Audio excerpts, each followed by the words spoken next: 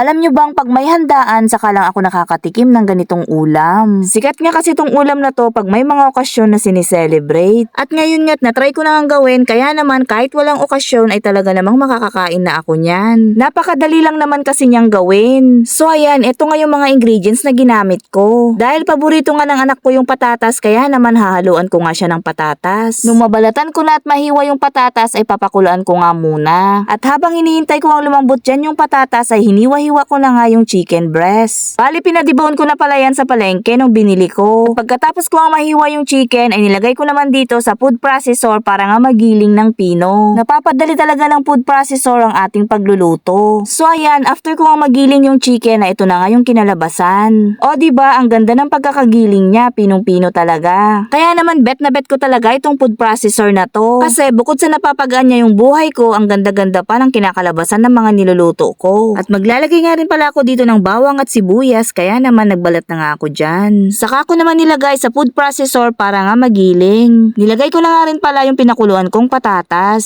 So ayan, nung ganito na nga yung texture niya ay saka ko naman hinalo dun sa giniling kong chicken kanina. At ayan, nung mailagay ko na nga yung patatas ay hinalo-halo ko namang mabuti para mag-well combine yung mga ingredients. Sobrang mahal nga ng patatas ngayon, 3 piraso yung nagamit ko dyan, halagang 40 pesos na. Anyways, maglalagay na nga pala ako dyan ng pampalasang paminta at asin. Sunod ko namang nilagay yung sugar at saka magic sarap. Bali tig 1 tablespoon nga pala yung mga sukat ng pampalasa na nilagay ko dyan. So ayan, maglalagay nga pala ako dyan ng cheese at hinati ko nga yung buong cheese na yan. At kayo nang bahala kung anong brand ng cheese ang gusto nyong ilagay. Hinati-hati ko lang pala yung kalahating cheese ng ganyan kaliliit. At maglalagay nga rin pala ako dyan ng ham. Kayo na rin bahala kung anong brand ng ham ang gusto nyong ilagay. Yan nga lang yung available dun sa pinagbilhan ko, kaya yan na nga lang ang ilalagay ko. At sa pagbuungan nitong cordon bleu ay madali lang naman. Bali naglagay nga pala ako ng plastic dyan sa ibabaw. Kung meron kayong cling wrap, pwede yun ang gamitin nyo. Wala kasi akong ganun, kaya naman yung plastic na roll bag ang ginamit ko dyan. Yun kasi ang gagamitin nating pangbalot dito sa chicken cordon bleu. Bali naglagay nga pala ako dyan ng 2 kutsara.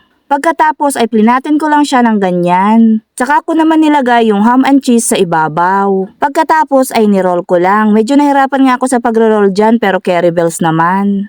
At ayan, nakagawa nga ako dyan ng 5 piraso. Ilalagay ko nga pala ito muna sa freezer para nga lumamig at para madali na lang siyang ma-coat mamaya. At ayan, habang hinihintay ko ang tumigas yung chicken cordon bleu ay nagtunaw naman ako dyan ng butter para sa gagawin kong sauce. At ayan, naglagay nga lang pala ako dyan ng 2 kutsarang harina saka hinalo-halo ko lang na mabuti. Sunod ko namang nilagay dyan ay yung evap milk para nga mas lalong malasa itong sauce na gagawin natin. Bali dyan ko nga lang pala niluto sa may electric cooker. At naglagay nga rin pala ako dyan ng cheese. Saka ko naman tinimplahan ng pampalasang paminta at saka asin. At hinalo-halo ko lang na mabuti para mag-well combine yung lasa niya. Nag-add nga pala ako dyan ng konting tubig at nung ganito na nga yung sauce ay inahon ko na. Pagkalipas nga ng 1 oras ay kinuha ko na nga sa ref yung ginawa kong cordon bleu. So ayan, matigas na nga siya kaya naman mag-uumpisa na nga ako dyan na maglagay ng coating. Sa pagko-coat ay gagamit nga lang pala ako dyan ng harina, itlog at saka breadcrumbs. At ayan, una ko ang pinagulong sa may harina at sunod ko namang pinagulong sa may itlog. Ang panghuli nga ay doon sa may breadcrumbs. Kailangan nga lang pala ay mabalutang mabuti ng breadcrumbs. So, ayan na nga yung nagawa ko. Bali 2 piraso nga lang muna pala ang ginawa ko dyan. At mag-start na nga ako dyan na magprito. Kaya naman nagpainit na nga ako dyan ng mantika. At nung mainit na nga yung mantika, ayan, nilagay ko na nga yung cordon bleu. Sa pagpiprito pala neto ay kailangan mahinang apoy lang kasi madaling masunog yung breadcrumbs. Saka dapat balibaliktarin nyo lang para hindi siya mabigla. At saka hindi naman dapat kailangan na nakalubog sa mantika, mga ganyan lang pwede na. At ayan, tignan nyo naman, ang ganda talaga ng pagkakaluto ko dyan. Bali, first time ko nga itong gawin at hindi ko naman nakalain na mapaperfect ko nga. Pati nga yung lasa niya ay grabe, sobrang sarap at nagustuhan nga ng anak ko pati na sinanay ko. At ayan, hiniwa-hiwa ko na nga dyan para matikman ko nga kung talagang masarap. Tignan nyo naman, itsura pa lang talagang matatakam ka na. At perfect nga yung pagkakatimpla ko ng mga pampalasa kasi hindi siya maalat, saktong-sakto lang yung lasa niya. At mas lalo ang sumarap nung nilagyan ko nga nitong sauce. Pati nga rin tong lasa ng sauce ay perfect din. O kung napanood nyo tong video na to hanggang dulo, di ba madali lang siyang gawin kaya try nyo na rin.